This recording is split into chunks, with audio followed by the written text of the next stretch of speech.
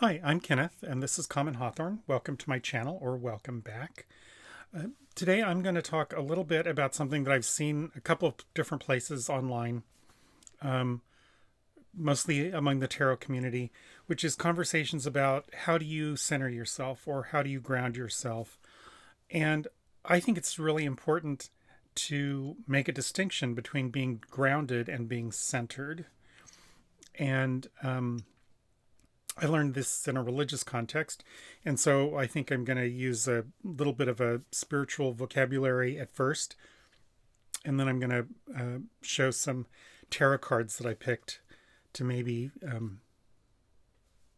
flesh out the metaphors. Um, if the divine is both eminent and transcendent, one way I can think of grounding, if it's a religious practice, is to connect to the eminent divine. And that centering is connecting to the transcendent divine.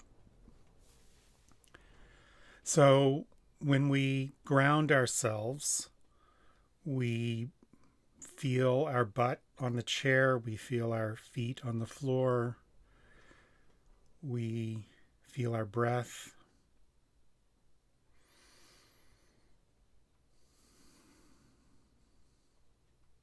When we ground ourselves, it may be that we still aren't centered. Our thoughts and our emotions are all over the place.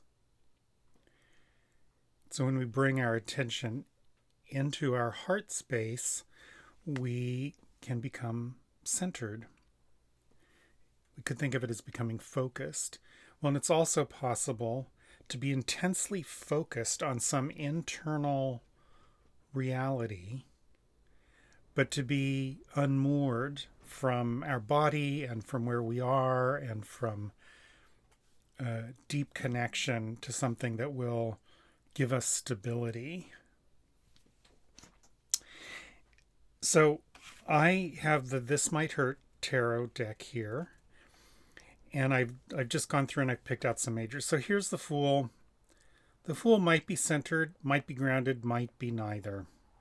And so I think the Fool's a good place to start.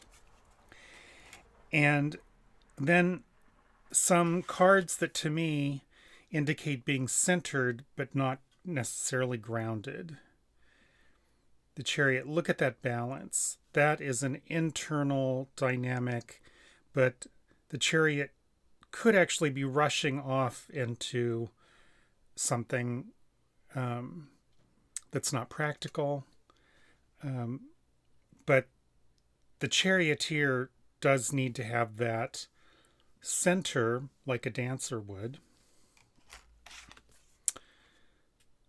The Hanged Man, who is, look at that focus. But here's where the image itself comes into play. The Hanged Man is not grounded. The Hanged Man is in suspense. And the third one that I would suggest is the Wheel of Fortune is centered. It is centered, but it is also in motion and it could go off for good or ill. So some cards that I think are grounded but not necessarily centered.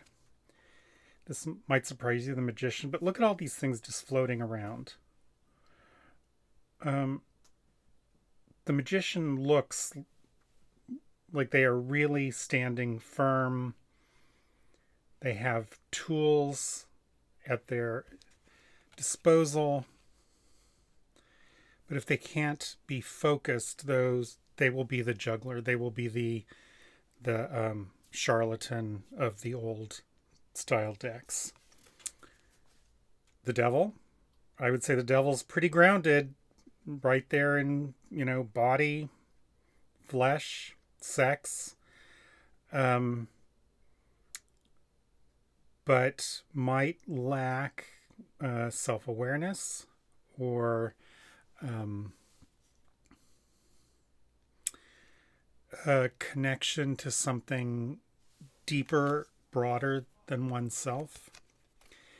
And the tower, even though the people are falling, it's like that electricity has been grounded. And the people who are falling are about to be grounded, but probably not very centered. So finally, I have three cards, one of which surprised me, that I picked out for being both centered and grounded. And there is Strength, and Temperance. And then the one that surprised me but really called out to me is High Priestess. She's very clearly centered. The book there in the heart space. And yet in the image, she's suspended on this crescent moon. But nonetheless, I really get a sense that this High Priestess is both centered and grounded. So there you have it, my little homily on centering and grounding. I hope you've enjoyed it. Thanks for watching. Thanks for coming back. If this is a return visit, hit like, subscribe, you know the drill. And I hope to see you again. Bye.